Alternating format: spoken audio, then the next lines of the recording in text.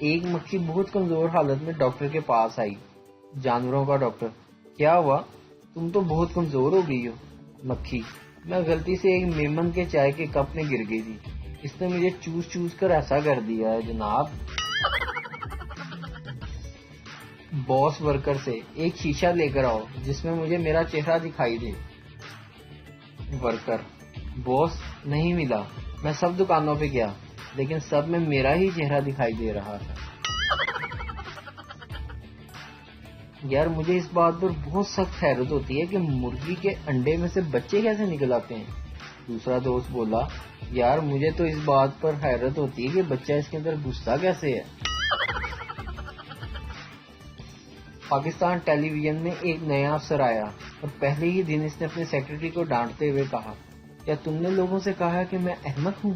Secretary نے ڈرتے ڈرتے جواب دیا: نہیں سر، ہرگز نہیں، ساروں کو تو پہلے ہی پتا ہے، مجھے تو ابھی پتا چلا ہے۔ پہلا شیخ دوسرے شیخ دکاندار سے: یہ تم نے بہنگا ملازم کیوں رکھا ہوا ہے؟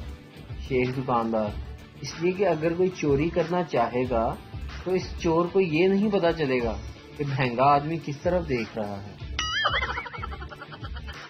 ایک بھولے لڑکے کو اس کی ماں نے کہا کہ اپنے سسرال جا رہے ہو تو سسرال میں ذرا بڑھا چڑھا کر باتیں کرنا، اس سے ہماری عزت میں اضافہ ہوگا۔